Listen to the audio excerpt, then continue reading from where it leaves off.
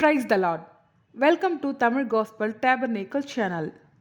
இன்று பார்க்கக்கூடிய கர்த்தருடைய செய்தி என்னவென்றால், கானானுக்குள் போய் கானானை சுதந்திரிக்காத ஒரு கூட்டத்தை நான் இப்ப சொல்றேன். யாரு சொல்லுங்க? கானானுக்குள் போய் கானானை சுதந்திரிக்காதவர்கள் ஒரு கூட்டம். சொல்லுங்க, சும்மா சத்தமா சொல்லுங்க, எனக்கு கேட்கல.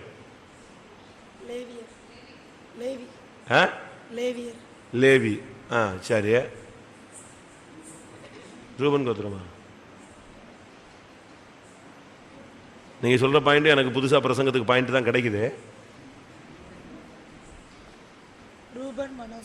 ரூபன், மனாசே, காத். அதாவது ரூபன், காத், மனாசையில் பாதி கோத்திரம். நான் இந்த சப்ஜெக்ட் சிந்திக்கல, நீங்க இப்ப சொல்லியிருக்கீங்க, அது சிந்திக்க வேண்டிய பாயிண்ட். ரூபன், காத், மனாசையின் பாதி கோத்திரம், 2.5 கோத்திரம். இந்த யுத்த வீரர்கள் எல்லாரும் எங்க போனாங்க? கானானுக்குள் பிரவேசித்து யுத்தம் செய்து ஜனங்களுக்கு பங்கிடுற வரைக்கும் அங்கேயே இருந்து எல்லாம் முடிஞ்சிருச்சு. அண்டி எங்க வந்துட்டான்? திரும்ப யோர்தானை கடந்து எங்க வந்து சேர்ந்துட்டாங்க? சொல்லுங்க. எகிப்துக்கு வரல, அது எகிப்து வருவான். எகிப்து இருக்கிற தூரம் என்ன தூரம்? அவங்க எல்லாரும் எங்க வந்துட்டாங்க? கீலேயாத்துக்கு வந்துட்டாங்க. பழைய இடம், அதாவது யோர்தானுக்கு இப்புறம். அதை நீங்க புரிஞ்சுக்கணும். இவங்க யோர்தானை கடந்து யோர்தானுக்குள்ளே போய் யோர்தானை கடந்து அங்கே போய் யுத்தம் செய்து கானானிலே கால் வைத்து எல்லாம் செஞ்சுட்டு, ஆனா கடைசியில யுத்தம் எல்லாம் முடிஞ்சு அவங்கவுங்க இடத்தை பெற்றுக்கொண்ட பின்பு இந்த குரூப் எங்க வந்துருச்சு? தன்னுடைய மனைவி பிள்ளைகள் இருந்த அந்த கீலேயாத்தின் அந்த பகுதிக்கு வந்துட்டாங்க. ஏன் திரும்பி வந்துட்டாங்க? அங்க ஆடு மாடுகளுக்கு நல்ல வசதியா இருந்துச்சான். நல்ல அபிஷேகம் பெற்ற எபிரேயர் 6ஆம் அதிகாரத்தில் பாருங்க. இனி வரும் பலனை ருசி பார்த்தும் சீக்கிரம்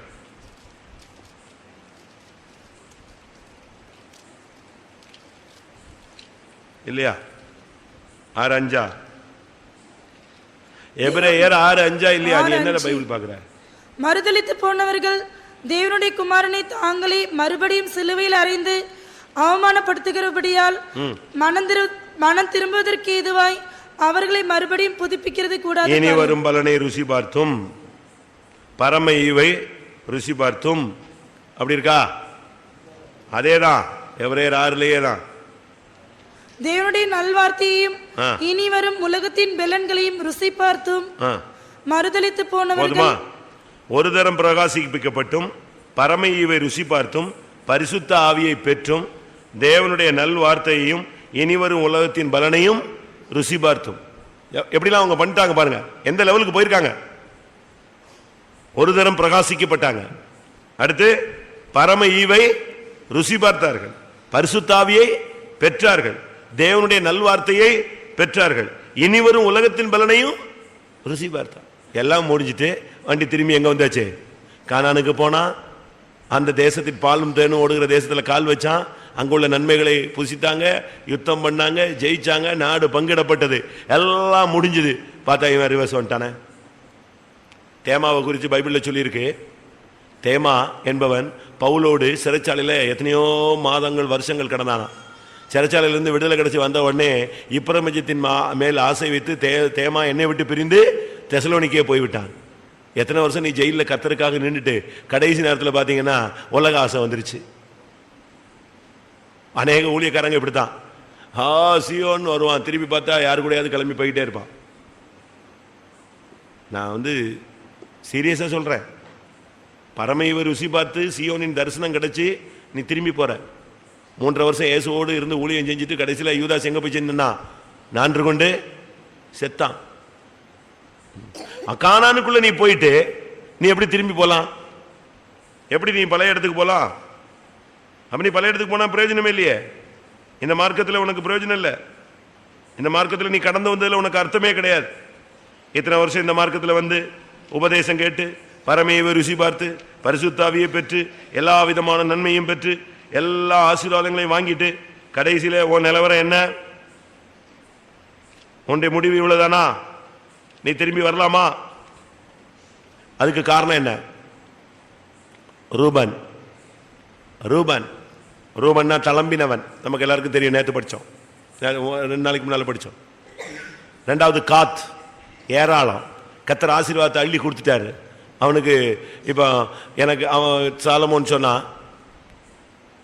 என்னை பரிபூர்ணம் அடைகிறனால் நான் என்ன சொல்லுவேன்? கர்த்தர் யார் என்று சொல்லுவேன் அப்படின்னு சொல்றான். பரிபூர்ணம் கிடைச்சதுன்னா என்ன செய்வான்? ஆண்டவரே பாஸ்டா பெற பேசலாம், போ சொல்லு, பெற பெற பெற பார்க்கலாம் அப்படிமா. கூட்டம் இருக்கு இருப்பா, கூட்டம்லாம் நடக்கத்தான் செய்யும், நம்ம வேலையை பார்க்கணுமா. ஏன்னா இப்போ என்ன வந்துருச்சு? சர்ப்ளஸ் ஆயிடுச்சு. உனக்கு பணம், வசதி, வாய்ப்பு எல்லாம் இருக்கு. பரிபூர்ணம் அடைகிறதுனால், தரித்திரமாகிறதுனால் திருடாத படிக்கும், பரிபூர்ணம் அடைகிறதுனால் தேவன் யார் என்று நான் மறுதலியாத படிக்கும். அன்னன்று உள்ள படியை இன்னைக்கு நமக்கு நம்ம நிலவரம் யோசிச்சு பாருங்க. நம்ம அநேகருடைய நிலவரம் தாறுமாறா போய்கொண்டே இருக்கிறது. அதனால இந்த விஷயத்துல நாம் ரொம்ப கவனமாக இருக்க வேண்டிய காலம். அதனால நீங்க நல்ல ஆவிக்குரிய ஜீவத்தில் இருக்கிற மாதிரி இருந்துட்டு ரிவர்ஸ் போயிடக்கூடாது. அப்படி நீங்க போவீர்களானால் கஷ்டம். என்னாகமம் 32 முதல்ல 1ஆம் வசனத்துல, ரூபன் புத்திரருக்கும் காத்து புத்திரருக்கும் ஆடு மாடுகள் மிகவும் திரளா இருந்தது. அவர்கள் யாசேர் தேசத்தையும் கிளையா தேசத்தையும் பார்த்தபோது அது ஆடு மாடுகளுக்கு தகுந்த இடம் என்று கண்டார்கள். உடனே மோசே இடத்திலும் எலியாசரத்திலும் போய், எங்களுக்கு இந்த இடத்தை நீர் தர வேண்டும், நாங்க இங்கே இருப்போம், ஆனா நாங்க வந்து உங்களுக்கு எல்லா வேலையும் செஞ்சுட்டு நாங்க திரும்பி வந்து விடுவோம். இந்த சபை கட்டுறதுக்கும் இந்த பரிசுத்தவான்களையும் நீ அதிகமா நேசித்த ஒரு ஆள். இந்த சத்தியம், இந்த உபதேசம் எல்லாம் உனக்கு நல்லா தெரியும். எல்லா விதமான உபதேசமும் தெரிஞ்சு உன்னால எப்படி பின்மாறி போக முடியும்? போலாமா? மனாசே மறதி. மனாசேனா என்ன அர்த்தம்? மறதி. தேவனை மறந்து போய்விட்டாயா? இந்த பரிசுத்தவான்கள் உனக்காக ஜெபித்ததெல்லாம் மறந்து போச்சா? இந்த சபைக்கு வர்றதுக்கு முன்னால நீ தரித்திரனா இருந்து இந்த சபைக்கு வந்த பின்பு ஐஸ்வர்யான மாறினது மறந்து போச்சா? உன்னுடைய துக்கத்தில் உனக்கு பங்கெடுத்த சபை கூட்டத்தை மறந்துச்சா? மறந்து போயிச்சா? கர்த்தர் உனக்கு, நீ அழுத, உனக்கு கேட்டதை கொடுத்தார், ஐஸ்வர்யத்தின் பின்னால் நீ போவா என்று யோசிக்கவில்லையே. அப்படின்னு உன்னை தரித்திரனாவே தேவன் வச்சிருப்பாரே. எதுக்கு உனக்கு ஐஸ்வர்யத்தை கொடுத்தார்? நீ உண்மையாயிருப்பா என்று எண்ணிதான். உனக்கு படிப்பு, அறிவு, ஐஸ்வர்யம், வசதி எல்லாம் கொடுத்தார். ஆனா ரூபன் சொன்னா, நான் திரும்ப போயிடுறேன், நாங்க அங்கேயே போயிடுறோம். போ.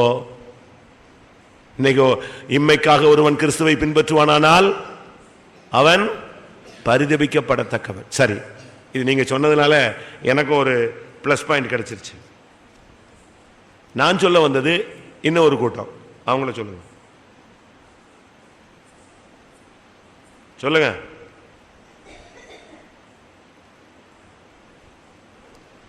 கானானை பார்த்து அதை சுதந்திரித்துக் கொள்ளாதவர்கள்.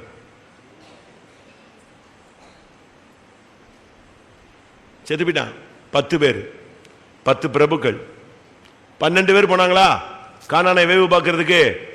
40 நாள் ஊர் முழுசும் சுத்தி பார்த்தாங்க. போய் பார்த்தா ஒரு தோட்டத்தில் ஒரு திராட்சை குலை இருந்துச்சு. அந்த திராட்சை குலையை பார்த்துட்டு மிரண்டு போயிட்டாங்க. ஏன்னா அது ஒரு ஆள் என்ன செய்ய முடியாது, தூக்கவே முடியாது. அது 2 பேர் கம்பு போட்டு தூக்கிட்டு வந்தான். பாருப்பா என்ன தேசம், என்ன செழிப்பா இருக்குன்னு. 40 நாள் பைபிள் படி நீங்க பாத்தீங்கன்னா, இந்த 40 நாள் இவங்க சுத்திட்டு வந்து துர்ச்செய்தி பரப்புனபடினால்தான் இந்த 10 பேர் பண்ண சேட்டையில தான் கர்த்தர் அப்பதான் முடிவெடுத்தாரு. 40 நாள் சுற்றி பார்த்து வந்த தேசத்தை நீ போய் சேர 40 வருஷம் ஆகும்னார். இவனுக்கு செத்தும் போயிட்டான், செத்தும் கெடுத்தான்னு சொல்லுவாங்க. அதே மாதிரி இவன் செத்தும் போயிட்டான். இந்த ஜனங்கள் இவங்களால பட்ட பாடு எவ்வளவு? 40 வருஷம். என்னாகமம் 14:34. நீங்கள் தேசத்தை சுற்றி பார்த்த 40 நாள் லக்கத்தின்படி ஒவ்வொரு நாள் ஒவ்வொரு வருஷமாக நீங்கள் 40 வருஷம் உங்கள் அக்கிரமங்களை சுமந்து என் உடன்படிக்கை வந்த மாறுதலை உணர்வீர்கள். எத்தனை வருஷம்? 40 வருஷம் சுத்தினதுக்கு காரணம் இங்கதான். ரொம்ப கவனமா இருக்கணும். இந்த 10 பிரபுக்கள், 10 பேர் சாதாரண ஆள் கிடையாது. 40 நாள் கானான்ல போய் பழத்தை ருசிச்சு அங்கேயே குளிச்சு அங்கேயே தங்கி அங்கேயே அந்த தேசம் முழுவதும் சுத்தி சுத்தி அந்த தேசத்தினுடைய நன்மை வளமை அது எப்படிப்பட்ட தேசம் எவ்வளவு மகிமையான தேசம் எல்லாத்தையும் சுத்தி பார்த்தான். எல்லாம் சுத்தி பார்த்துட்டு 40 நாள் முடிஞ்சு பாளையத்துக்கு வந்துட்டு சொன்ன கதை என்னது? பார்த்தோம் நல்லா தான் இருக்கு, ஆனா அங்க போகத்தான் முடியாது, அதை ஒன்றும் ஜெயிக்க முடியாது. எப்படி? பரலோகத்துக்கு உனக்கு தரிசனம் கொடுத்து பரலோகத்தில் சீயோனு எருசலேம் எல்லாம் காட்டி நல்லா ஒரு ரவுண்ட் அடிச்சுட்டு வந்துட்டு பரலோகம் நல்லா தான் இருக்கு, ஆனா இங்கிருந்து போகிறது தான் ரொம்ப கஷ்டம். ஒரு துர்ச்செய்தியை பரப்புனா, இந்த 10 பேரும் துர்ச்செய்தி பரப்புன குரூப். என்னாகமம் 13 4 15 வரைக்கும் பார்த்தீங்கன்னா வாசிக்க வேண்டாம். என்னாகம 13 4 15 வரைக்கும் பார்த்தீங்கன்னா இந்த குரூப் நல்லா எல்லாத்தையும் சுற்றி முடிச்சுட்டு வந்து துர்ச்செய்தியா சொல்லுவான். எல்லாம் ரவுண்ட் அடிச்சுட்டு வந்துட்டாங்க, எல்லாத்தையும் சுற்றி முடிச்சுட்டு வந்துட்டு இப்போ கடைசியில் நீங்கள் பார்த்தீங்கன்னா அவன் சொல்லுவான், அது ராட்சச பிறவிங்க, ஒன்றுமே பண்ண முடியாது. 32 33 மட்டும் வாசிங்க. நாங்கள் போய் சுற்றி பார்த்து வந்த அந்த தேசம் தன் குடிகளை பட்சிக்கிற தேசம். நாங்கள் அதிலே கண்ட ஜனங்கள் எல்லாரும் மிகவும் பெரிய ஆட்கள். அங்கே ராட்சத பிறவியான ஏனாக்கின் குமாரராகிய ராட்சதரையும் கண்டோம். நாங்கள் எங்கள் பார்வைக்கு வெட்டுக்கிளிகளைப் போல இருந்தோம், அவர்கள் பார்வைக்கும் அப்படியே இருந்தோம் என்று சொல்லி இப்படி இஸ்ரவேல் புத்திரருக்குள்ளே தாங்கள் சுற்றி பார்த்து வந்த தேசத்தை குறித்து துர்ச்செய்தி பரம்ப செய்தார்கள். போதுமா? இவங்க கானானுக்குள்ள போயிட்டு 40 நாள் ரவுண்ட் அடிச்சு இனி வரும் பலனை ருசி பார்த்து நல்வார்த்தைகளை கேட்டு பரமையை ருசி பார்த்து எல்லா பரிசுத்தாவியை பெற்று தரிசனம் பெற்று பிரகாசிக்கப்பட்டு எல்லா ரவுண்டு முடிஞ்சுது. இப்போ வந்து சொன்னது என்னது? அவிசுவாசம். இத்தனை வருஷம் விசுவாசி, 40 வருஷம் விசுவாசி, 40 நாள் 20 நாள் 20 வருஷம் 10 15 வருஷம் இந்த சபையில் இருந்துட்டு நீ கடைசியில் இந்த சத்தியத்தின் முடியெல்லாம் ஜீவிக்க முடியாதுங்க, ரொம்ப டஃப்புங்க. அப்போ நீ யாரு? அந்த துர்ச்செய்தி சொல்ற அவிசுவாசி. இத்தனை வருஷம் இந்த சத்தியத்தை கேட்டிருக்கிற, இத்தனை வருஷம் இந்த பரிசுத்தவான்கள் ஜபத்தில் இருந்திருக்கிற, இத்தனை வருஷம் இந்த மார்க்கம் உனக்கு தப்பா தெரியல, ஆனா இப்போ நீ உன் வாயிலிருந்து வர்றதெல்லாம் அவிசுவாசமும் அவநம்பிக்கைகளும் எல்லாம் வருது. சரி, இந்த 10 பேரை ஷார்ட்டா சொல்றேன். செத்தான் இல்லையா? 10 பேர், 2 பேரு உள்ள வந்துட்டான். 12 பேர்ல 2 பேர் கிளியர் ஆயிடுச்சு. யாரு? யோசுவா, காலேப். அவங்கள பத்தி வேண்டாம். 10 பேர் வந்து செத்தே போயிட்டான். 14ஆம் அதிகாரம் என்னாகமம் 14 36 37 10 பேரையும் கொன்னுட்டார் ஆண்டவர். அந்த தேசத்தை சோதித்து பார்க்கும்படி மோசேயால் அனுப்பப்பட்டு திரும்பி அந்த தேசத்தை குறித்து துர்ச்செய்தி கொண்டு வந்து சபையார் எல்லாரும் அவனுக்கு விரோதமாய் முறுமுறுக்கும்படி அந்த துர்ச்செய்தியை சொன்னவர்களாகி அந்த மனிதர் கர்த்தருடைய சன்னதியில் வாதையினால் செத்தார்கள். போதுமா? கொன்னுட்டார். அவர் இவன் ஒருத்தன் இருக்க மாட்டான், அப்படியே கொன்றுவன் பாருன்னு சொன்னார். ஏன்னா அவிசுவாசம் வந்து தேவனுக்கு பிடிக்காது. அவிசுவாசமான பொல்லாத இருதயம் உங்களில் ஒருவருக்குள்ளும் உண்டாகாதபடி எச்சரிக்கையா இருங்கள். அவிசுவாசத்தை மட்டும் பேசுனீங்கன்னா, ஏன்னா தேவன் பெரியவர். இவன் வந்துட்டு அவன் ராட்சச புத்திரன், நான் வெட்டுக்கிளிக்குள்ள சக்தி இருக்குங்க, ஜீவன் இருக்கு உனக்குள்ள. உலகத்தில் இருக்கிறவன் உனக்குள்ள இருக்கிறவர் பெரியவர். நீ அதை விட்டு நான் பார்த்தேன், அவன் ராட்சசன், நான் வெட்டுக்கிளி, அவன் மலை மாதிரி இருந்தான், நான் மடு மாதிரி இருந்தேன், அதெல்லாம் ஒன்றும் சொல்லாத. கர்த்தர் உன்னைய வச்சு அதை நொறுக்கணும்னு நினைச்சாருன்னா நொறுக்குவார். என்னாகமம் 13 4 15 வரைக்கும் பார்த்தா இந்த போயிட்டு வந்த அண்ணன் தம்பி எல்லாம் இருக்கான். மொத்த பேரும் 12 பேர் இருக்கான். 4ஆம் வசனத்திலிருந்து 15ஆம் வசனம் வரைக்கும் பார்த்தீங்கன்னா ஒவ்வொரு கோத்திரத்திலையும் ஒவ்வொரு பிரபு போனான். சாதாரண ஆள் போல, ஒரு புதிய ஆத்மா போகல, ஒரு புதிய ஆள் போகல. போனது யாரு? ஒவ்வொன்றிலையும் செலக்டடா இருந்த பிரபுக்கள். நல்ல ரொம்ப டெக்னிக்கலா சத்துருக்கையில சிக்காம, தான் வேவு பக்கம் வந்தது தெரியாம, அதே நேரத்தில் 40 நாள் அங்கேயே புசித்து குடித்து அழகா இவங்க ஒருத்தர் குரூப்பா இருந்து அங்கங்க தேசத்தை வேவு பார்த்து முழு தேசத்தையும் சுத்திட்டு வந்தான். திறமை உள்ளவங்க அவங்க எல்லாருமே. ஆனா வந்து சொன்னதுதான் சரியில்லை. உன்னுடைய ஓட்டம் முடியும் போது விசுவாசத்தை விட்டுட்டேங்க, நான் தோத்துட்டேன் அப்படி சொல்லக்கூடாது. ஓட்டத்தை முடிக்கும் போது நல்ல போராட்டத்தை போராடினேன், விசுவாசத்தை காத்துக்கொண்டு சொல். சரி, முதலாவது ரூபன் கோத்திரத்தில் சம்முவா அப்படின்னு ஒரு ஆள் போனான். சம்முவான்னு சொன்னா புகழ் பெற்றவன் அர்த்தம். புகழ் பெற்றவன். அவன் பேரு, அவங்க அப்பா பேர் வச்சாரு சக்குரின் குமாரன். சம்முவான்னா புகழ் பெற்றவன். உலகத்தில் உனக்கு புகழ் இருக்கலாம், சபைக்குள்ள கூட நல்ல புகழ் இருக்கலாம். ஆனா கானானை நீ பார்த்து நீ ருசித்த அந்த இனிவரும் உலகத்தை நீ மறுபடியும் என்ன செய்யணும்? போய் பார்க்கணும், அங்க போய் கால் வைக்கணும், அதை சுதந்திரிக்கணும். இந்த உலகத்தில் மட்டும் பரிசு இதோ இயேசு சொன்னார், உங்களுக்குள் தேவனுடைய ராஜ்யம் இருக்கிறதே. அது அபிஷேகத்தினுடைய தன்மை. ஆனா இது முடிஞ்சு இந்த அபிஷேகம் உன்னை எங்க கொண்டு போனோம்? நித்திய ராஜ்யத்துக்கு கொண்டு போனோம். ஆவியில் நிரம்பிட்டு தோத்து போயிடக்கூடாது. இந்த உலகத்தில் நீ புகழ் பெற்றவனா இருக்கலாம், சபையில் உன்னை புகழ் பெற்றவனா வச்சிருப்பாங்க. ஆனா உனக்குள்ள ஒரு துர்ச்செய்தி இருந்தால் நீ கானானுக்குள் மறுபடி போய் சேர மாட்டாய். உனக்குள் நற்செய்தி இருக்க வேண்டும். ரெண்டாவது, டைம் இல்லை, அதனால ஸ்பீடா போறேன். அடுத்து சிமியோன் கோத்திரத்தில் ஓரியின் குமாரன் சாப்பாத்ன்னு சொன்னா நியாயாதிபதி. நம்ம ஆளுங்களை ஒரு சிலர் எப்பவுமே நியாயம் பேசிக்கிட்டே இருப்பான், அவனுக்கு சும்மா இருக்க முடியாது. வீட்டில் ஒரு சில சகோதரிகளுக்கு எப்பவும் நியாயம், அது சரியில்லை இது சரியில்லை. நம்ம ஊழியக்காரங்களில் கூட ஒரு குரூப்பு, அது ஒரு ஆவி, ஆனா அவங்களுக்கு அது கரெக்டு கேட்டா சொல்லுவாங்க, நான் ஸ்ட்ரைட் ஃபார்வேர்டு. அதனால இவன் என்ன செஞ்சுட்டே இருப்பான்? நியாயம் பேசிக்கிட்டே இருப்பான். நல்லா புரிஞ்சுக்கணும், நியாய மண்டபத்தில் இயேசு இல்லை, சாலமோனுடைய மண்டபத்தில் இயேசு இருக்கிறார். நீ என்ன நியாயம் பேசுறது?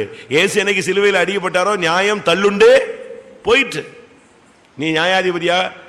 நீ அவனை ஜட்ஜ் பண்ணிட்டு அலையக்கூடாது. நியாயம் இருக்கிற ஊழியம் நமக்கு கிடையாது. மற்றவர்களை குற்றவாளியாக இருக்கிற நீயே குற்றவாளி ஆகாதபடி எச்சரிக்கையாரு. ஊருக்கெல்லாம் நியாயம் பண்ணிட்டு நியாயாதிபதியா இருந்துட்டு கடைசியில் கானானுக்குள்ள போக முடியாம போயிடுச்சு, செத்து போயிட்டான். அடுத்து மூணாவது, இசக்கார் கோத்திரத்தில் யோசேப்பின் குமாரன் ஈகால் அப்படின்னா பழி வாங்குகிறவன் அர்த்தம். நீ பழி வாங்க கூடாது. ஆண்டவர் சொல்றார், பழி வாங்குதல் எனக்குரியது, நானே பதில் செய்வேன். நீ பழி வாங்காத, யாரையும் பழி வாங்கணும்னு நீ முயற்சி பண்ணாத. நீ கானானுக்குள் போக மாட்டாய், வழியிலே மரிப்பாய். அடுத்து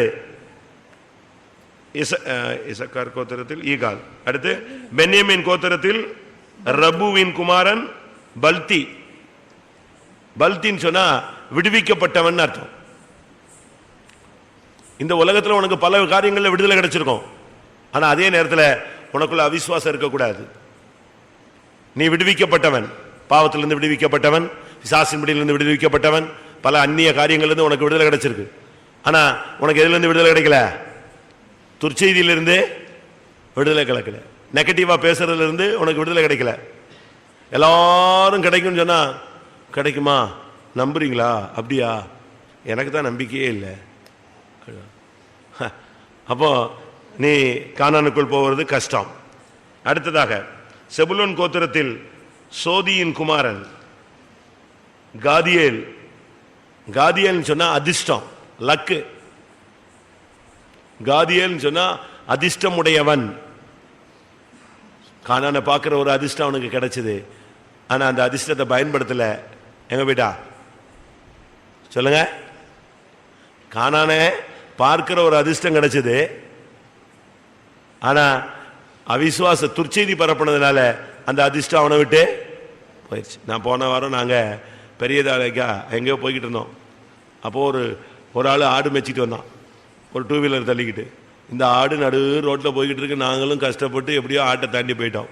அப்போ சொல்லும் போது சொல்கிறாங்க, அந்த ஆடு மேய்ச்சிட்டு வர்றது பழைய எம்எல்ஏன்னாங்க. முதல்ல ஒரு ஆடு மேய்ச்சிக்கிட்டு இருந்தார், திருப்பி எம்எல்ஏ ஆனார். இப்போ எம்எல்ஏ போஸ்டிங் போடிஞ்ச பிறகு திருப்பி எங்கே வந்திருக்காரு? ஆடு மேய்க்க வந்திருக்காரு. எப்படி? ஒருத்தன் ஏழையாக இருந்தான், அவனுக்கு லாட்ரி சீட்டில் நல்ல பணம் அடிச்சது, புத்தி இல்லாமல் அவ்வளோதையும் செலவழிச்சிட்டான். எல்லாரும் கேட்டவனுக்கெல்லாம் கொடுத்துட்டான், ஏமாந்துட்டான். திருப்பி கொஞ்ச நாள் எங்கே வந்துட்டான்? திருப்பியும் பிச்சை எடுக்க வந்தான். அதே மாதிரி உனக்கு அதிர்ஷ்டம் இருக்கு பரலோகத்துக்கு போகிறதுக்கு, ஆனால் அவிசுவாசம் தான் இந்த அதிர்ஷ்டத்தை என்ன செய்யுது? நஷ்டமாக்குது. அவிசுவாசத்தை நீ மூட்டை கட்டணும். காதி, அடுத்து காதி. இவன் காதியேல், அவன் யாரே? காதி. அப்படின்னா தேவனுடைய அதிர்ஷ்டம். காதியல்னா அதிர்ஷ்டம்,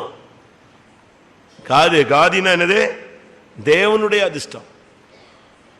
அப்படின்னா தேவன் உனக்கு அதிகபட்சமா இரக்கம் பாராட்டுறார். ஆனாலும் அவிசுவாசம் வேலை செய்யாது. இயேசு வந்து ஃபுல் பவர்ஃபுல் தேவகுமாரன். ஆனா தான் ஊர்ல வந்தபோது அவருக்கு அற்புதம் செய்ய முடியல. காரணம் என்ன? அந்த ஜனங்களுடைய அவிசுவாசம் அவரை அற்புதங்கள் செய்ய விடாமல் தடுத்து விட்டது. உனக்கு தேவனுடைய அதிர்ஷ்டம் இருக்கு, ஆனாலும் அவிசுவாசம் அதையும் தாண்டி வேலை செய்யுது. அம்மியேல், அடுத்து தான் கோத்திரத்தில் கெமலியின் குமாரன் அம்மியேல். அம்மியேல்னா அவன் தேவ ஜனம்னு அர்த்தம். அம்மியேல் அப்படின்னா கர்த்தருடைய ஜனம். உன்னைய கர்த்தர் நேசித்து தன்னுடைய நாமத்தை தரிச்சு உனக்கு அபிஷேகம் கொடுத்து உன்னை ஆண்டோடைய நாமம் தரிக்கப்பட்டது. அப்படிப்பட்ட நீ ஒரு அருமையான தேவ ஜனம். ஆனா தேவ ஜனம் அவிசுவாசம் வந்தா தேவ ஜனமும் வாளியில் அடிபட்டு போயிடுவான். சரி, அடுத்து நப்தலி கோத்திரத்தில் ஒப்பேசியின் குமாரன் நாகபி. நாகபின்னா என்ன அர்த்தம்? மாய மந்திர வித்தையை சார்ந்தவன். நம்ம ஆளுங்க யாராவது மாய மந்திரத்தை சார்ந்துடுறீங்களா? ஜாதகம் பார்க்குறீங்களா? இந்த கையை பாருங்க, எப்படி தான் இருக்கு இந்த கையில், என்னத்தை தான் தளபதி எழுதி வச்சிருக்கான் பாருங்க ஆண்டவன் அப்படின்னு பார்க்குறீங்களா? பார்க்குறீங்களா? ஒரு பிசாசு, ஏய் நான் உன் கையை பார்த்தா எல்லாம் சொல்லிடுவேன், சரி பார்த்து சொல்லுன்னு சொன்னேன். அப்படி பார்த்து உங்களுக்கு தான் வம்சவழியே கிடையாது. உனக்கு நம்மால் கையை பார்த்த உடனே 7 பிள்ளைம்மா. அது பிசாசு கையை பார்த்து சொல்லு, உன் கையை காட்டுச்சு, நீ பார்த்து கரெக்டாக சொல்லிட்டு பார்க்கலான்னு. ஒன்றுமே இல்லை, வம்ச வரலாறே கிடையாதா அப்படின்னுச்சு. ஓஹோ கரெக்டு, மெல்கிசேதேக்கையும் கையில் போட்டு வச்சிருக்காரு போல் இருக்கு, தெளிவாக தான் இருக்கு அப்படின்னு நினச்சிக்கிட்டேன். எதுக்கு இதை சொல்கிறேன்னா, உடனே பாஸ்டே கை காட்டியிருக்காருன்னு சொல்லக்கூடாது. அவன் புத்தி வேற மாதிரி போகுதுன்னு எனக்கு தெரியுது. நம்மால் லேசாக விட்டால் போதும், டக்குன்னு அதை சான்ஸ் பயன்படுத்தி அப்போ நம்மளும் தெரிஞ்சுக்கணும், நமக்கு மெல்கிசேதேக்கு இருக்கா இல்லை விட்ட கல்யாணம் இருக்கான்னு கண்டுபிடிச்சிடணும். மாற்றி கீத்தி பார்த்து எங்கேயாவது வந்துடாத ரோட்டுக்கு. மாயமத்திரம், நல்ல காலம் கெட்ட காலம், ராகு காலம், ஈசான மூளை, சனி மூளை, நல்ல நாள், அந்த நாளில் கல்யாணம் கொடுங்க, செவ்வாய்க்கிழமை வேண்டவே வேண்டாம், கல்யாணமே வேண்டாம், சொந்தக்காரன் வரமாட்டான், காலையில் வைக்க வேண்டாம், சாயங்காலம் வைக்கணும். மதுரையில் வந்து பாஸ்டர்கிட்ட டேட்டு கேட்டால் அவர் சொல்லுவார், என் டைரியில் இருக்கிற நேரம் தான் உனக்கு நல்ல நேரம், அதான் முகூர்த்தம் பாரு. சென்ட்ரல் பாஸ்டர் போய் கேட்டால், பாஸ்டர் எங்களுக்கு என் டைரியில் எப்போ ஃப்ரீயாக இருக்கோ அது உனக்கு என்னது முகூர்த்தம், முடிஞ்சால் வாங்கு, இல்லைன்னா போயிட்டே இரு, அவ்வளோதான்.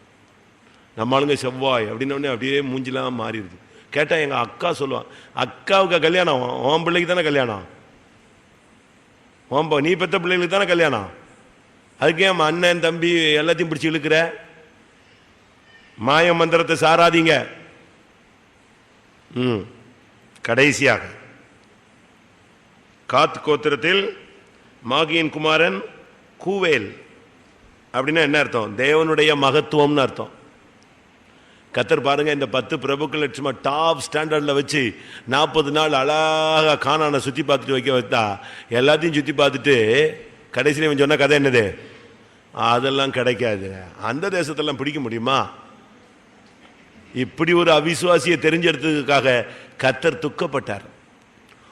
கோரோசினே உனக்கு ஐயோ, கப்பர்நகுமே உனக்கு ஐயோ, பெத்சாயிதாவே உனக்கு ஐயோ, உன்னில் செய்யப்பட்ட பலத்த கிரியைகள் சோதோமில் செய்யப்பட்டிருந்தால் அவர்கள் என்ன செஞ்சிருப்பான்? மனந்திருப்பான். ஆனபடியினால் நியாய தீர்ப்பில் சோதோம் குமாராவுக்கு நேரிடுவதை பார்க்கலாம் உனக்கு நேரிடுவது அதிகமாக இருக்கும். எப்படி இருக்கும் பாருங்க ஜட்ஜ்மெண்ட். உனக்கு எவ்வளவு நன்மை செஞ்சிருக்காரு, எவ்வளவு அற்புதம் செஞ்சிருக்காரு, எவ்வளவு எத்தனை நேரம் கர்த்தர் உன்கிட்ட பேசி இருக்கிறாரு, தரிசனம் கொடுத்திருக்காரு, வெளிப்படுத்தல் கொடுத்திருக்காரு, அபிஷேகம் கொடுத்திருக்கிறாரு, அக்னி கொடுத்திருக்கிறாரு, உன்னோடு தூதுகள் பேசுது, வசனம் பேசுது, உன்னைய பொல்லாப்புகளுக்கு விலக்கி இருக்கிறாரு, மாம்சத்துக்கு விலக்கி இருக்கிறாரு, பிசாசு, செய்வினை, ஏவல், மரணம், வியாதி, ஆபத்து, விபத்து எல்லாத்துக்கும் உன்னை தப்பி கொண்டு வந்திருக்கிறாரு. இதையும் தாண்டி உனக்குள்ள விசுவாசம் வேலை செய்யலாமா? கண்களை மூடுவோம் எல்லாரும்.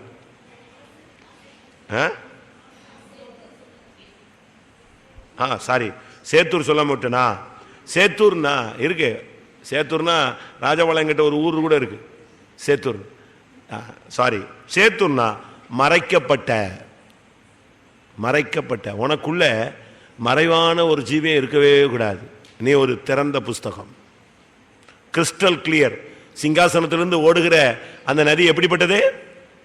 பளிங்கு கொப்பான சுத்தமான அந்த தண்ணீர் புறப்பட்டு வந்தது. அப்படி முகத்தை பார்க்கலாம். உன் ஜீவியத்தில் ஒரு மறைவான அந்தரங்க ஜீவியம் ஒன்று ஒழிச்சு வச்சுட்டு அலையக்கூடாது. இங்கே தலையை காட்டுறது இந்த விலாங்கு மீன் மாதிரி, இங்கே தலையை காட்டுறது, அங்கே வாழை காட்டுறது, அந்த வேலையே ஆகாது. 3 டைமென்ஷன் 4th டைமென்ஷன்லாம் ஒர்க் பண்ணக்கூடாது. டபுள் ட்ரிபிள் அப்படிலாம் வேலை செய்யக்கூடாது. எல்லாரும் கண்களை மூடுவோம். கர்த்தருடைய சமூகத்தில் நம்மை தாழ்த்துவோம். எனக்கு இதை படித்து பார்த்துட்டு இன்னைக்கு சாயங்காலத்தில் ரொம்ப யோசித்தேன். கானானுக்குள்ள போயிட்டு வந்து விட்டுட்டானேன்னு. உடனே எனக்கு எபிரேயர் 6 தான் கர்த்தர் சொன்னார். பாத்தியா, அபிஷேகம் பெற்றும் பிரகாசிக்கப்பட்டும் பரமையை ருசி பார்த்தும் பரிசுத்தாவியை பெற்றும் எவ்வளவு நல்ல அனுபவங்களை பெற்றும் அவங்க மறுதலித்து வாழ்க்கையை இழந்து கொண்டார்கள். 40 நாள் சுத்திட்டு வந்து அந்த தேசத்தை சுதந்திரிக்காம போன 10 பேராய் நாம் இருக்கக்கூடாது. வருஷக்கணக்காக கானானுக்குள் பிரவேசித்து ஜாதிகளை நொறுக்கி கீழ்ப்படுத்தி விட்டு திரும்ப கடைசியில யோர்தானைக்கு விட்டு பின்னிட்டு திரும்பின அந்த காத் மனாசேயின் பாதி கோத்திரம் அந்த ரூபனை போல நாம் மாறிவிடக் கூடாது. தாழ்த்துவோமா? சிம்ரியை போல வழியிலே செத்து போக வேண்டாம். ஓய்வு நாளை பரிசுத்த குலைச்சலாக்கி கானானை இழந்து போக வேண்டாம். தடுமாறி அந்நிய ஆசாரியனா இருந்தாலும் கிடைத்த வாய்ப்பை பயன்படுத்தாத எத்திரா ஓஃபாவை போல நாம் இருக்க வேண்டாம். எல்லாரும் பைபிளை மூடி வைங்க, கொஞ்சம் தள்ளி வச்சிருங்க. நீங்க ஆவியில் நிறைஞ்சு உங்க பைபிளை கிழிச்சிடக்கூடாது, பைபிளை நீங்க மீச்சிடக்கூடாது. அது புனிதமான நூல். அதனால அதுல நீங்க மிதிச்சு கீச்சு. நானும் விசுவாசியா இருக்கும்போது இதே மாதிரி ஒரு கூட்டத்தில் 2வது லைன்ல வந்து உட்காந்துட்டேன். இப்ப அந்த பையன் விசுவாசியா இருக்கான், நல்ல விசுவாசியா இருக்கான். சிஎம்சியில் டாப் அக்கௌண்டண்டா இருக்கான், அக்கௌண்ட்ஸ் கண்ட்ரோல்ல. அச்சா அடி ஆவி நிறைஞ்சு நான் அப்பதான் பைபிளை திருப்பி திறந்து வச்சேன். ஒரே அமுக்கு என் பைபிள் பேப்பர்ல சர சர சரன்னு கிழிஞ்சு போயிடுச்சு. அப்போ எனக்கு ரொம்ப வருத்தமாக போச்சே, ஒரு செகண்டில் விட்டுட்டானே நம்ம கதையை போச்சு. அதே மாதிரி நீங்கள் அப்படி யாரும் இருக்கக்கூடாது. பைபிள்லாம் ஒதுக்கி வச்சுட்டு எல்லாரும் கண்களை மூடுவோம். இது கடைசி கூட்டம். இதனுடைய சரியான கூட்டம்னா என்ன அர்த்தம் தெரியுமா? கரையெல்லாம் போயிடுச்சு, தூசி தட்டி விடுற டைம். எழும்பு எழும்பு சீயோனே, உன் தூசியை உதிரி விட்டு எழுந்துரு. தூசியை உதற நேரம். ஆவியிலும் மாம்சத்திலும் காணப்படுகிற அசுசிகள் நீங்க உங்களை சுத்திகரித்துக் கொள்ளுங்கள். 10 நிமிஷமோ 20 நிமிஷமோ அரை மணி நேரமோ 3/4 மணி நேரமோ ஆவியானவர் அசைவாட வேண்டும். அல்லேலூயா. எல்லாரும் உங்களை ஆயத்தப்படுத்திக் கொள்ளுங்கள். தயவு செய்து நேரத்தை மாத்திரம் தயவு செய்து பயன்படுத்துங்கள். வாயை திறந்து ஒரு ஜெபம் பண்ணு. கர்த்தாவே, நான் எகிப்தை விட்டது உண்மை, இந்த மறுபூமியில் இந்த வனாந்தரத்தில் உம்மை பின்பற்றுவது உண்மை. ஆனால் நான் கானானை அடையாமல் என் ஓட்டம் முடியக்கூடாது. நான் கானானை கட்டாயம் சுதந்திரிக்க வேண்டும். ஆண்டவரே, நான் இனி வரும் உலகத்தின் பலனை ருசி பார்த்தவன், நல் வார்த்தையை பெற்றுக் கொண்டவன், ஒரு தரம் பிரகாசிப்பிக்கப்பட்டவன், பரமையை ருசி பார்த்தவன், பரிசுத்தாவியை பெற்றவன். எந்த சூழ்நிலையிலும் அந்த தேசத்தை நான் விட்டுவிடக் கூடாது. யோசுவாவை போல, காலேபை போல என்னை மாற்றும். எலியாசரை போல என்னை மாற்றும். ஹல்லேலூயா. கால் வைத்த தேசத்தை சுதந்திரித்தார்களே, வாக்குத்தத்தம் பண்ணின தேசத்தை சுதந்திரித்தார்களே. எங்களுக்கு அப்படிப்பட்ட பாக்கியத்தை தாரும் ஆண்டவரே. அந்த பிரபுக்களின் ஆவி எனக்கு வேண்டாம். துர்ச்செய்தி பரப்புகிறவனான இருக்கக்கூடாது. உலகத்தில் இருக்கிற நாட்களிலும் ஓட்டத்தை முடிக்கிற நாளிலும் நான் நற்செய்தி சொல்லுகிறவனாய் விசுவாசியாய் மரிக்க வேண்டும். ரூபனை போல திரும்பி வரக்கூடாது, காத்தை போல திரும்பி வரக்கூடாது, மனாசேயின் பாதி கோத்திரம் போல திரும்பி வரக்கூடாது, அந்த 10 பிரபுக்களை போல நான் அழிந்து போகக்கூடாது. தேவரீர் எனக்கு இரக்கம் செய்யும். கர்த்தாவே, வேத வசனத்தின் வெளிச்சத்தில் என்னை நான் கண்ணோக்கி பார்த்த பொழுது அந்த 10 பிரபுக்களை போல எனக்குள்ள சில காரியங்கள் இருக்கிறது. அந்த ரூபன் புத்திரரை போல, காத்தின் புத்திரரை போல, அந்த மனாசேயின் பாதி கோத்திரத்தினுடைய தன்மைகள் எனக்குள் போராடி கொண்டிருக்கிறது. நான் அந்த கோத்திரங்களைப் போல, அந்த 10 பிரபுக்களைப் போல நான் அபிஷேகம் பண்ணப்பட்ட பரம ஈவை ருசி பார்த்த அந்த அனுபவத்தை ஒரு காலம் நான் விடக்கூடாது. எனக்குள்ள பல தோல்விகள் இருக்கிறது. அந்த 10 பிரபுக்களின் ஆவி காண அந்த ரூபனுடைய ஆவி எனக்குள் போராடுகிறது என்று ஒத்துக்கொள்ளுங்கள். யாராவது இருந்தால் எழும்பி அறிக்கையிடலாம். இது கடைசி அறிக்கை. புது வருஷத்துல வந்துட்டு ராபோஜனம் கொடுக்கிறதுக்கு முன்னால முழங்கால் போட்டுக்கிட்டு நான் கூட்டத்துக்கு வரல, அறிக்கை செய்யணும்னு இந்த குழந்தைத்தனமான விசுவாசிகளா இருக்கக்கூடாது, வளர்ச்சியற்ற விசுவாசிகளாக இருக்கக்கூடாது, தெளிவற்ற விசுவாசிகளாக இருக்கக்கூடாது. ஊழியர்களோ விசுவாசிகளோ, இதான் லாஸ்ட் அறிக்கை. இதை நீ பயன்படுத்தினா அது உன்னுடைய வாழ்க்கையில ஒரு விடுதலைக்கு ஒரு காரணமாக இருக்கும். அறிக்கை செய்து விட்டு விடுகிறவன் இரக்கம் பெறுவான். ஹல்லேலூயா, ஹல்லேலூயா, ஹல்லேலூயா, ஹல்லேலூயா, ஹல்லேலூயா. கர்த்தாவே, பிரத்யட்சமாய் என்னை சந்தியும், முகமுகமாய் என்னை சந்தியும். ஆமென். அறிக்கை செய்து உட்கார்ந்தவர்கள் அந்த ஜெபத்தை ஏறெடுங்கள். இந்த 8 கூட்டங்களிலும் கடந்து வந்து, இல்லாவிட்டால் சில கூட்டங்களில் கடந்து வந்து, எப்படியோ அறிக்கை செய்த ஒவ்வொருவரையும் கர்த்தர் கிருபையாய் மன்னித்து, அறிக்கை செய்த காரியங்களிலிருந்து விடுதலையையும் ஜெயத்தையும் பரிசுத்தத்தையும் தெய்வம் கட்டளையிட முடியாய் ஒரு விஷயம் எல்லாரும் ஜெபம் பண்ணுவோம். அல்லேலூயா, ஆமென். எல்லாரும் தயவு செய்து இப்ப விடாய்த்து போனது போல உட்காரக்கூடாது. இவ்வளவு நம்ம உட்கார்ந்து இருந்தோம். இனிமேல் முழங்கால யுத்தம் தான். அபிஷேகத்துல நீச்சல் அடிக்கணும். இப்போ நமக்கு ஒரு சரியான ஒரு சக்தி நம்மை நிரப்பாத பட்சத்தில் அடுத்த வருஷம் நமக்கு ஜெயமாய் அமையறதுக்கு வாய்ப்புகள் குறைவு. நல்ல ஒரு அபிஷேகத்தை தேவனத்தில் கேளுங்க. தேவனுடைய சக்தி நம்ம மேல அபரிமிதமாய் இறங்கட்டும். நம்ம எல்லாத்தையும் அறிக்கை செஞ்சாச்சு. நம்முடைய புத்திக்கு, நம்முடைய அறிவுக்கு, நம்முடைய ஞானத்துக்கு நம்ம தேடி கண்டுபிடிச்சு ஆராய்ச்சி பண்ணது எல்லாத்தையும் சொல்லியாச்சு. அப்படித்தானே? எல்லாத்தையும் சொல்லிட்டீங்க இல்லையா? ஒரு மனுஷன் சொல்றான், என்னுடைய காரியத்தை எல்லாம் உம்மிடத்தில் சாட்டி விட்டேன். எல்லாத்தையும் சொல்லி முடிச்சாச்சு. இனி கர்த்தருடைய வல்லமை தான் நம்மை நிரப்ப வேண்டும். ஒரு செகண்ட கூட வீணாக்க கூடாது. பிள்ளைங்கள்லாம் குறுக்க இல்லாம கொஞ்சம் ஒதுக்கி வச்சிருங்க. யாராவது ஆவியில் அறிஞ்சு விழுந்துட்டாங்க அப்படி இப்படின்னு பிரச்சனை வரக்கூடாது. ஆமா, விளையாட்டுத்தனமா நீங்க கேர்லெஸ்ஸா இருந்துடாதீங்க. ஏன்னா யாருக்குள்ள எப்போ அக்னி பற்றுன்னு தெரியாது. அந்த கேஸ் லைட்டர் தட்டி விட்ட மாதிரி இருக்கும். பட்டுன்னு அந்த ஒரு தரிசனம் கிடைச்ச உடனே பறந்துருவான். ஒரு தொடுதல் கிடைச்சா அவனால கண்ட்ரோல் பண்ண முடியாது. ஏனென்றா வர்றது உன்னதத்தின் பலன், ஒரு சூப்பர் நேச்சுரல் பவர், தெய்வீக சிங்காசனத்திலிருந்து புறப்பட்டு வரும். அவர் தூதன் வந்து திடீர்னு அக்னியால உன்னை தொடுவான். அப்போ நீ உன்னையே கட்டுப்படுத்த முடியாது, எங்களை கட்டுப்படுத்த முடியாது. அப்படி ஒரு அபிஷேகம் வரும்போது நீ கண்ணை திறக்க கூடாது, அவசியம் இல்லாம எழும்ப கூடாது. ஆனா தேவனுடைய சக்தியில பகுத்தறிவில நீ நிலைத்திருப்பாயாக. கர்த்தாவே, எனக்கு ஒரு அபிஷேகம் தாரு சுவாமி. பெந்தேகோஸ்தே நாளில் கர்த்தருடைய ஆவி இறங்கினது. அதுபோல நம்மேலும் ஒரு குறிக்கப்பட்ட நேரத்தில் ஒரு அபிஷேகம் இறங்கினது. பேதுரு சொல்லுகிறார், நான் கொர்நேலியு வீட்டில் போய் ஜெபித்தேன், ஆதியில இறங்கினது போலவே அப்படியே டிட்டோவா ஆவியானவர் இறங்கினார்னு சொல்றான். மேல் வீட்டில் எப்படி இறங்குச்சோ அதே ஜீவன் அங்க இறங்கிச்சுன்னு சொல்றான். அது போல அபிஷேகம் பெற்ற நாட்கள்ல நீங்க எந்த அளவு அபிஷேகம் பெற்றீங்களோ அதே ஆதியில உள்ள அதே அபிஷேகம் இப்ப இறங்கும். எத்தனை பேர் விசுவாசிக்கிறீங்க? அந்த விசுவாசத்தோடு காத்துருங்க. கர்த்தரை துதியுங்க. கர்த்தருடைய அக்கினி பற்றட்டும். கிறிஸ்துவின் அன்பின் வெள்ளம் கரை புரண்டு ஓடட்டும். இதுதான் கடைசி கூட்டம். இனி அடுத்து பழைய வருஷ ஆராதனை போயிடுவோம். இன்றைக்கு ஒரு அபிஷேகம் உன்னை சந்திக்க வேண்டும், என்னை சந்திக்க வேண்டும், நம்முடைய சபையை சந்திக்க வேண்டும். ஹல்லேலூயா, ஹல்லேலூயா, ஹல்லேலூயா. ஆமென். ஒரு டச்சிங், ஒரு தொடுதல், ஒரு வாக்குத்தத்தம், ஒரு வசனம், ஒரு அபிஷேகம், ஒரு அக்கினி, ஏதாவது ஒன்று உனக்கு டச்சிங் கிடைச்சிட்டுனா நீ டைம் கூட்ட முடிக்கிறது கூட எந்திரிச்சு போனா எந்திரிச்சு போயிடலாம், போயிருங்க. ஆனால் ஒன்றும் பெறாம எந்திரிச்சு போயிடாதீங்க. அது 2 நிமிஷத்துல கிடைக்கலாம், 10 நிமிஷத்துல கிடைக்கலாம். உங்களுடைய அந்த வேகத்தை பொறுத்து இருக்கிறது. ஒரே செகண்ட்ல அக்கினி பற்றி எரிஞ்சிட்டுனா முடிஞ்சிச்சு. ஹல்லேலூயா, ஆமென். எத்தனை பேருக்கு அப்படி ஒரு தொடுதல் தேவை? ஒரு வார்த்தை தேவை, ஒரு வல்லமை தேவை, ஒரு பலன் தேவை, ஒரு அக்கினி தேவை, ஒரு ஜீவன் தேவை. ஹல்லேலூயா, ஆமென்.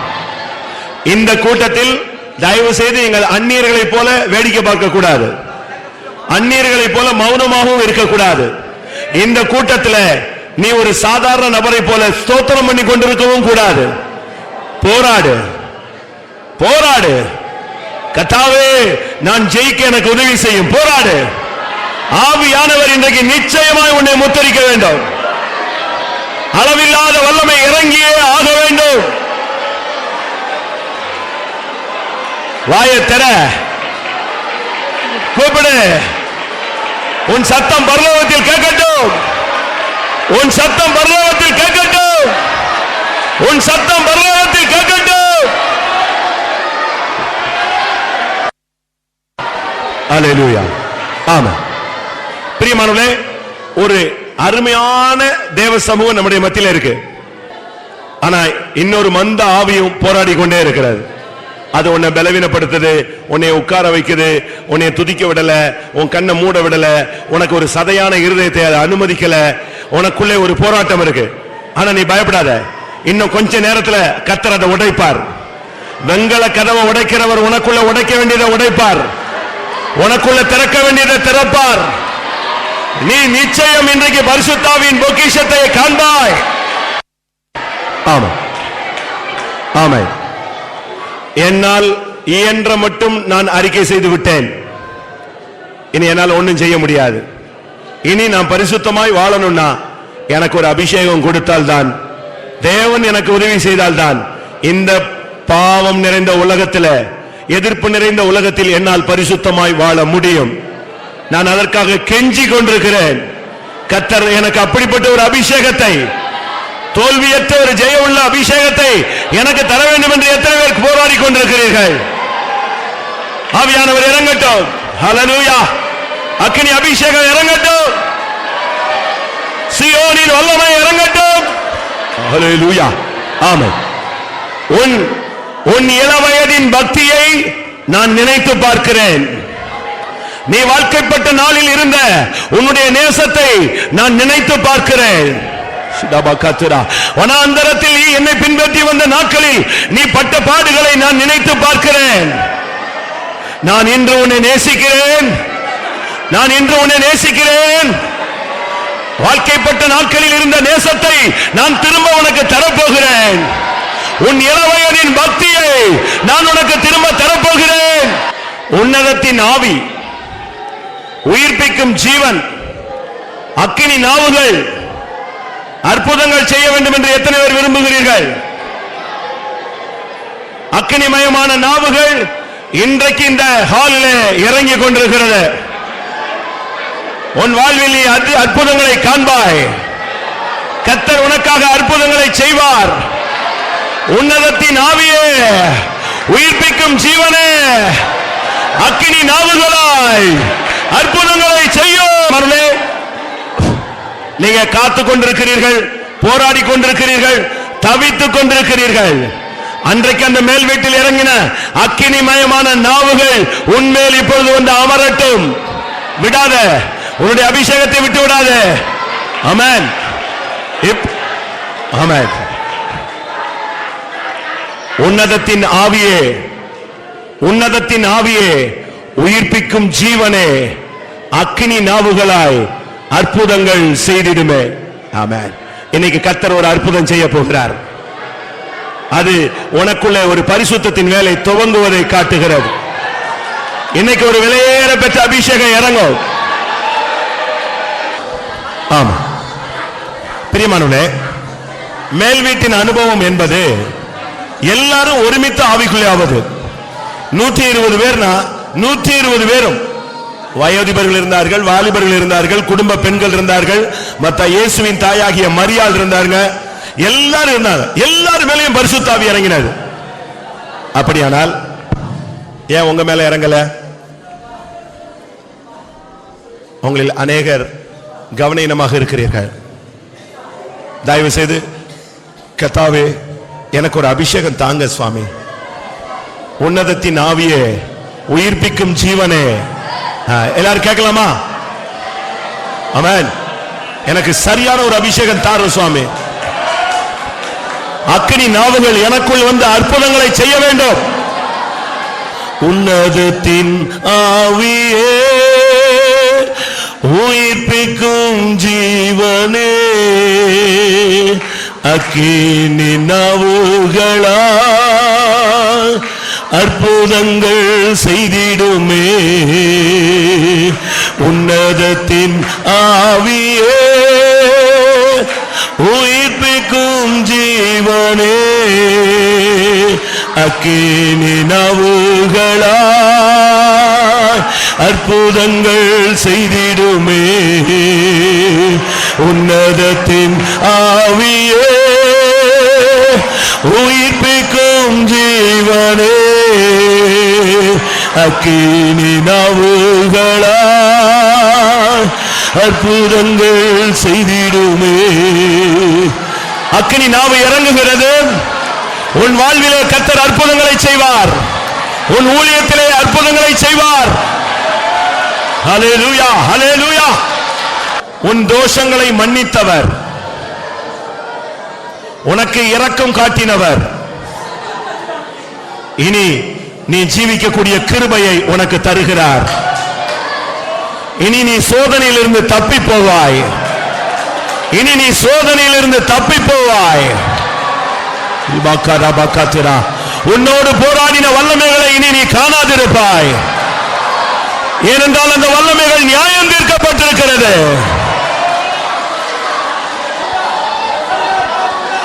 அல்லேலூயா. எப்போதும் இயேசுவையே நினைத்து உருக, அவரால் நிறைந்து இந்த உலகத்தை ஜெயிக்க எத்தனை பேர் வாஞ்சிக்கிறீர்கள்? எப்போது இயேசுவையே நினைத்து அவரால் நிறைந்து இந்த உலகத்தை மறந்திட கர்த்தாவே வாஞ்சிக்கிறேன். அன்பின் நாதா, நான் ஏங்குகிறேன். உம்மையே நினைந்து உருகிட, உம்மால் நிறைந்து நான் உலகை மறந்திட கர்த்தாவே வாஞ்சிக்கிறேன். அன்பின் நாதா, நான் ஏங்குகிறேன். கர்த்தாவே வாஞ்சிக்கிறேன். அன்பின் நாதா, நான் ஏங்குகிறேன். ஆமென். இது எல்லாருக்கும் தெரிஞ்ச பழைய பாடல் தான். கல்லாம் என் இருதயம் மாற்றி சதையான இருதயம் தாரும், எப்போது உமையே நினைந்து. அதிலேயே உருகிக் கொண்டே இருக்கணும். உம்மால் நிறைந்து நான் இந்த உலகத்தையே மறந்து விட வேண்டும். கர்த்தாவே வாஞ்சிக்கிறேன். எத்தனை பேர் சொல்றீங்க? எல்லாரும் முழங்கால் நின்று இந்த பாட்டை பாடலாம். முழங்காலில் நின்று நீங்க பாடுங்க. இந்த வார்த்தைகளுக்கு ஏற்ற வல்லமை உங்களுக்குள்ளே வர வேண்டும். ஹல்லேலூயா, ஆமென். எத்தனை பேர் அப்படி வாஞ்சிக்கிறீர்கள்? எப்போதுமையே நினைந்து உருகிட, உம்மால் நிறைந்து நான் உலகை மறந்திட கர்த்தாவே வாஞ்சிக்கிறேன். அன்பின் நாதா, நான் ஏங்குகிறேன். கர்த்தாவே வாஞ்சிக்கிறேன். அன்பின் நாதா, நான் ஏங்குகிறேன். எப்போதுமையே நினைந்து உருகிட, உம்மால் நிறைந்து நான் உலகை மறந்திட கர்த்தாவே வாஞ்சிக்கிறேன். அன்பின் நாதா, நான் ஏங்குகிறேன். கர்த்தாவே வாஞ்சிக்கிறேன். அன்பின் நாதா, நான் ஏங்குகிறேன். கர்த்தாவே வாஞ்சிக்கிறேன். அன்பின் நாதா, நான் ஏங்குகிறேன். எத்தனை வாலிபர்கள் ஒப்புக் கொடுக்கிறீர்கள்? ஹல்லேலூயா. எப்போது நான் உம்மையே நினைத்துக் கொண்டிருக்க வேண்டும். உம்மாலே நான் நிறைந்து இந்த உலகத்தை மறந்து விட வேண்டும். ஹல்லேலூயா. எப்போது உம்மையே நினைந்து உருகிட, உம்மால் நிறைந்து நான் உலகை மறந்திட கர்த்தாவே வாஞ்சிக்கிறேன். அன்பின் நாதா நான் ஏங்குகிறேன். கர்த்தாவே வாஞ்சிக்கிறேன். அன்பின் நாதா நான் ஏங்குகிறேன். எப்போது உம்மையே நினைந்து உருகிட, உம்மால் நிறைந்து நான் உலகை மறந்திட கர்த்தாவே வாஞ்சிக்கிறேன்.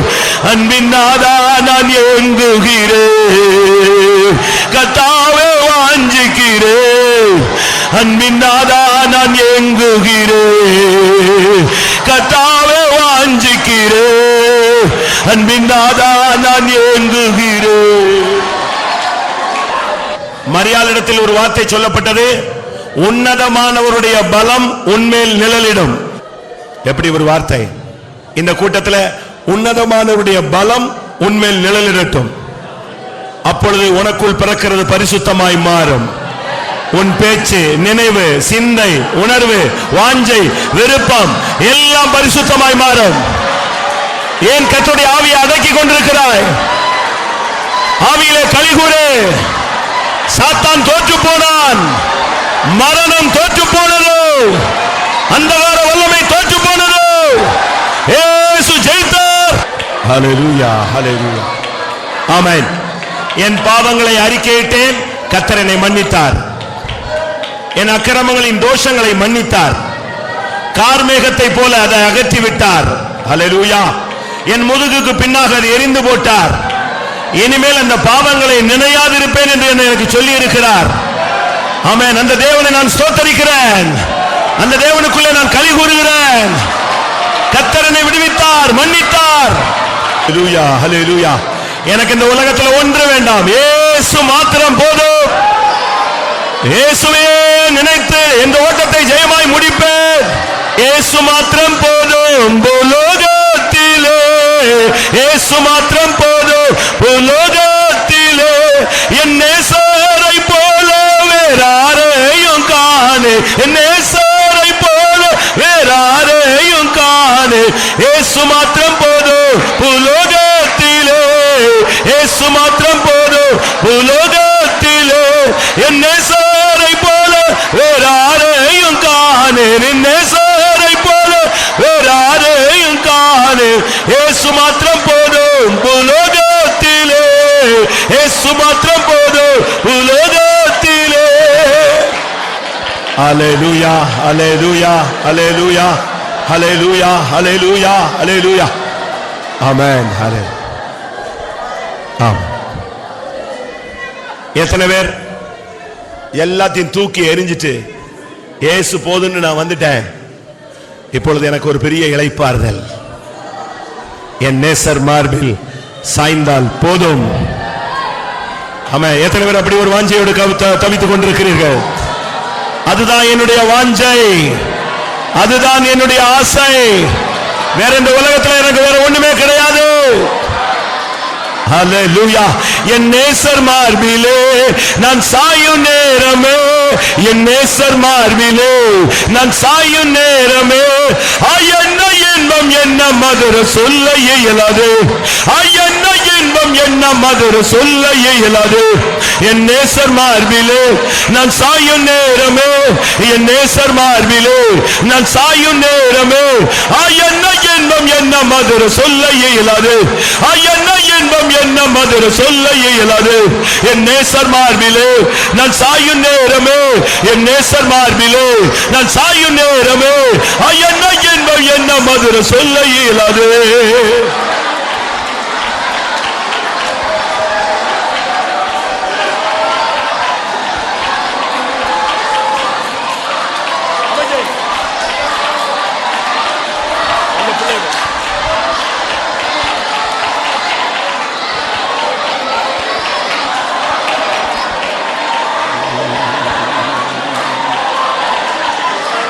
உலகம் கொடுக்கவும் எடுக்கவும் முடியாததான பேரின்ப சந்தோஷம். ஹல்லேலூயா.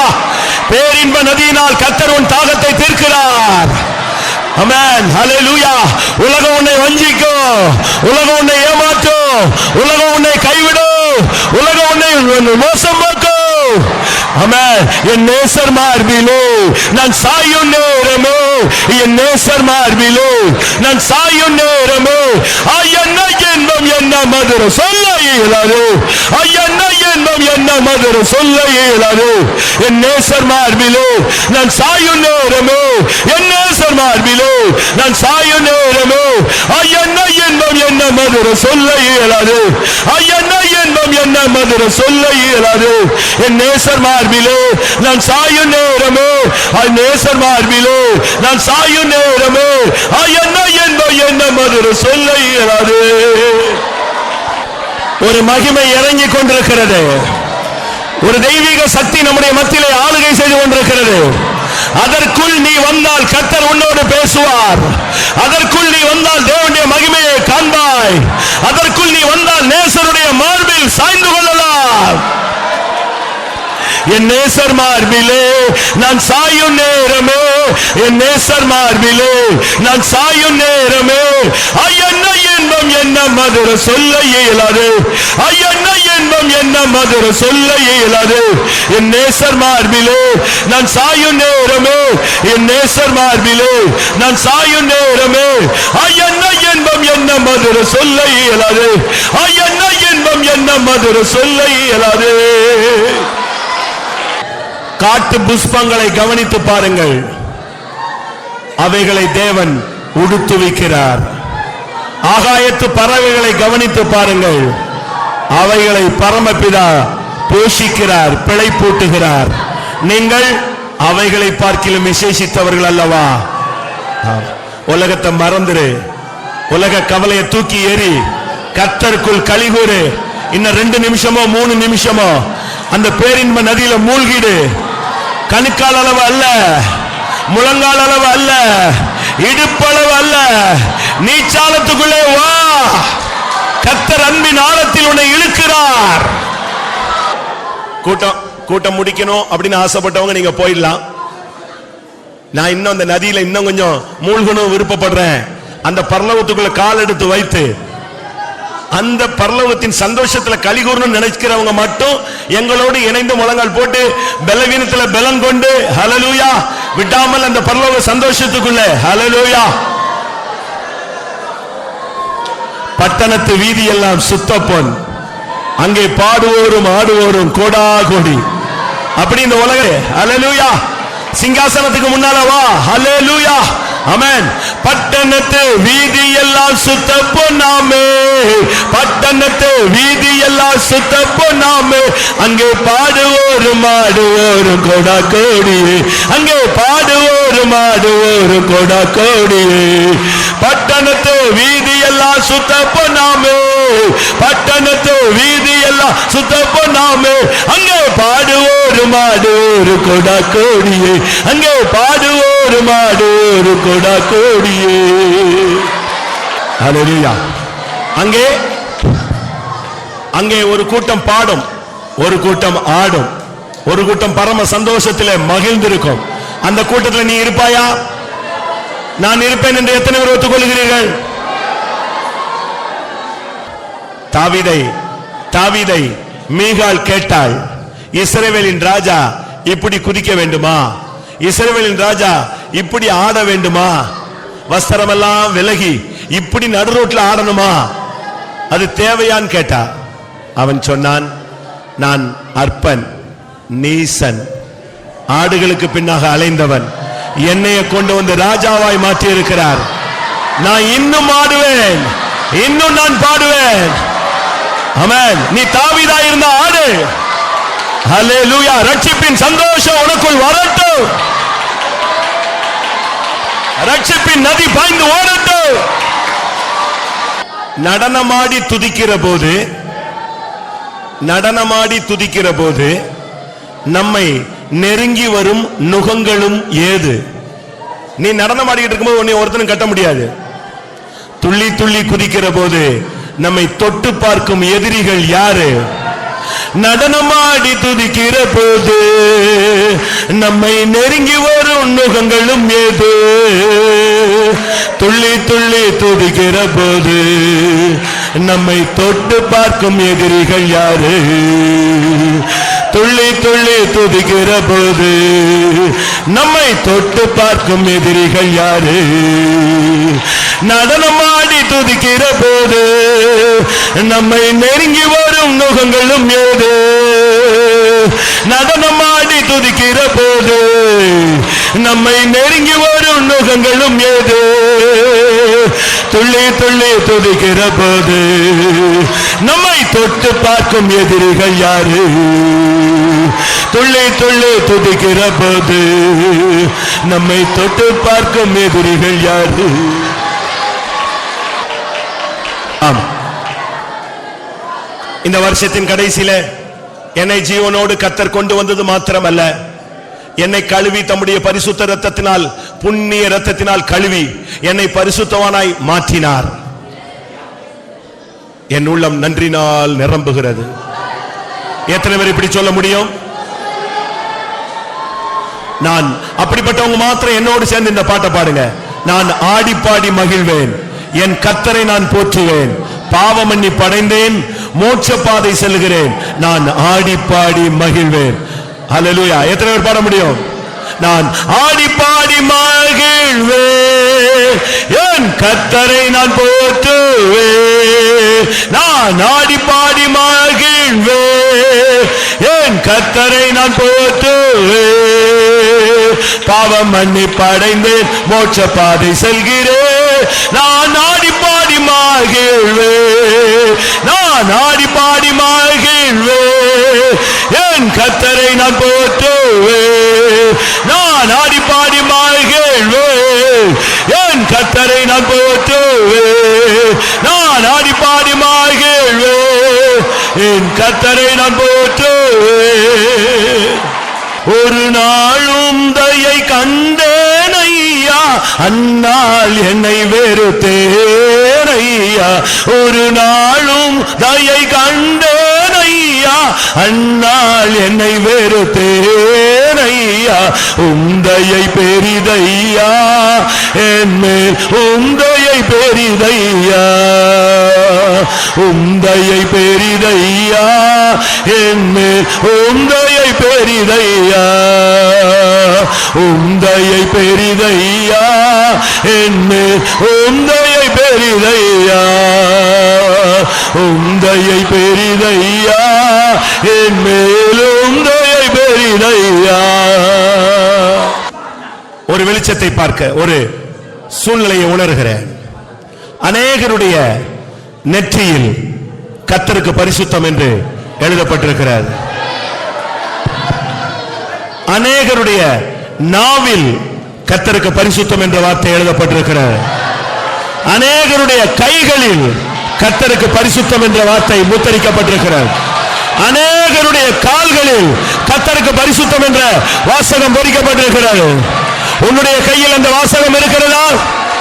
உன் கால்களில் அந்த வாசகம் இருக்கிறதா? உன் வாயில் அந்த வார்த்தை இருக்கிறதா? உன் நாவில் கர்த்தருக்கு பரிசுத்தம் என்ற வார்த்தை எழுதப்பட்டிருக்கிறதா? உன் நெற்றியிலே அந்த நாமம் தரிக்கப்பட்டு எழுதியிருக்கிறதா? ஆமென். ஒரு நிமிஷம், கூட்டத்தை முடிக்கணும்னு நான் முடிவு பண்ணிட்டேன். ஆனா கர்த்தர் ஒரு சிலருடைய ஒவ்வொரு அவயவங்களிலும் பரிசுத்தம் என்ற எழுத்தை எழுத அவர் தீர்மானித்திருக்கிறார். என் கண்ணுல, என் கண் புருவத்துல, என் நெற்றியில, என் நாவுல, என் உதடுல, என் இருதயத்துல, என் கையில, கால்கள்ல அந்த வார்த்தை என் ஜீவன் எல்லை எங்கும் பரிசுத்தம் என்று எழுதும் என்று எத்தனை பேர் கேட்கிறீர்கள்?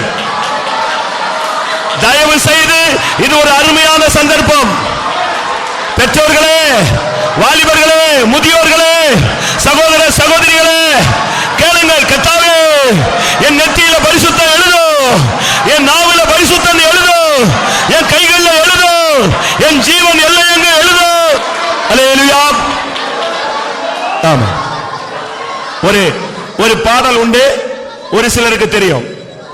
துணை வேண்டும் தகப்பனே இவ்வுலகிலே, என்னை எதிர்க்கும் சக்திகள் பல உண்டு, என் ஜீவன் எல்லை எங்கிலும் பரிசுத்தம் என்று எழுதும். எத்தனை பேர் இந்த பாட்டை பாடுவீங்க? துணை வேண்டும், துணை வேண்டும் தகப்பனே உலகிலே. என்னை எதிர்க்கிற சக்திகள் பல உண்டு, ஆனா என் ஜீவன் எல்லை எங்கிலும் பரிசுத்தம் எழுதும். என் வீட்டுல, வேலை ஸ்தலத்துல, என் உச்சந்தல உள்ளங்கால் மட்டும். எத்தனை பேர் அப்படி சொல்ல போறீங்க? ஆமென், ஹல்லேலூயா, ஆமென். ஆமா. துணை வேண்டும் தகப்பனே உலகிலே, என்னை எதிர்க்கும் சக்திகள் பல உண்டு. துணை வேண்டும் தகப்பனே உலகிலே, என்னை எதிர்க்கும் சக்திகள் பல உண்டு. என் ஜீவன் எல்லை எங்கிலோ பரிசுத்தம் என எழுது. என் ஜீவன் எல்லை எங்கிலோ பரிசுத்தம் என எழுது. துணை வேண்டும் தகப்பனே உலகிலே, என்னை எதிர்க்கும் சக்திகள் பல உண்டு. துணை வேண்டும் தகப்பனே உலகிலே, என்னை எதிர்க்கும் சக்திகள் பல உண்டு. என் ஜீவன் எல்லை எங்கிலோ பரிசுத்தம் என எழுது. என் ஜீவன் எல்லை எங்கிலோ பரிசுத்தம் என எழுது. கர்த்தர் இப்பொழுது பரிசுத்தம் என்று எழுதி கொண்டிருக்கிறார். ஹல்லேலூயா. என் ஜீவன் எல்லை எங்கிலோ பரிசுத்தம் என எழுது. என் ஜீவன் எல்லை எங்கிலோ பரிசுத்தம் என எழுது. என் ஜீவன் எல்லை எங்கிலோ பரிசுத்தம் என எழுது. என்னுடைய ஸ்பிரிட்டோடு நீங்க ஒத்து போனீங்க, நீங்க நிச்சயம் தோத்து போக மாட்டீங்க. உன் ஜீவன் எல்லை எங்கிலும், உன் வாழ்நாள் முழுசும் பரிசுத்தம் பரிசுத்தம் கர்த்தர் எழுத போறார். கர்த்தாவே, நான் முழங்கால் போட்டு நிக்கிறேன், என் நெத்தியில எழுதுங்க சாமி, பரிசுத்தம் எழுதுங்க. என் நாக்க நீட்டுறேன், என் நாக்கில பரிசுத்தம் எழுதும். என் கையை உயர்த்துறேன், பரிசுத்தம் எழுதும். என் இருதயத்தை வெளிப்படுத்துகிறேன், பரிசுத்தம் எழுதும். ஆமென். எத்தனை பேர் கேட்கிறீங்க பிரியமானவர்களே? என் ஜீவன் எல்லை எங்கிலோ பரிசுத்தம் என எழுது. என் ஜீவன் எல்லை எங்கிலோ பரிசுத்தம் என எழுது. என் ஜீவன் எல்லை எங்கிலோ பரிசுத்தம் என எழுது. என் ஜீவன் எல்லை எங்கிலோ பரிசுத்தம் என எழுது. ஹல்லேலூயா. இந்த கூட்டம், ஒரு நிமிஷம், இந்த கூட்டம் முடியாம போய்கிட்டு இருக்கிறதுக்கு காரணம் என்ன? இன்னும் இந்த கூட்டத்தை ஆமேன் போடாம இருக்கிறதுக்கு காரணம் என்ன? நீ ஒரு தவிப்போடு, ஆண்டவரே என்னை எதிர்க்கிற சக்திகள் பல இருக்கு, எங்க போனாலும் போராட்டம், எங்க போனாலும் சஞ்சலம், எங்க போனாலும் தவிப்பு. ஆண்டவரே எனக்கு துணை வேண்டும் தகப்பனே, எனக்கு ஒரு நல்ல துணையாக நீர் வர வேண்டும். அந்த தவிப்பு உனக்கு இருக்கு, அந்த தவிப்பை போக்குறதுக்கு தான் இந்த கூட்டம் போய்கிட்டே இருக்கு. ஹல்லேலூயா.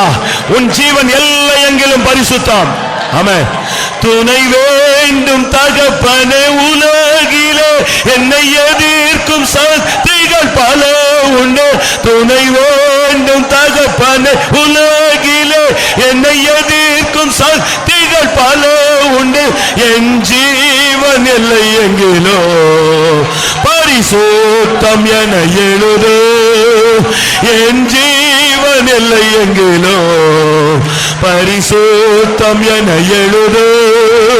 என் ஜீவன் எல்லை எங்கிலோ பரிசுத்தம் என எழுது. என் ஜீவன் எல்லை எங்கிலோ பரிசுத்தம் என எழுது.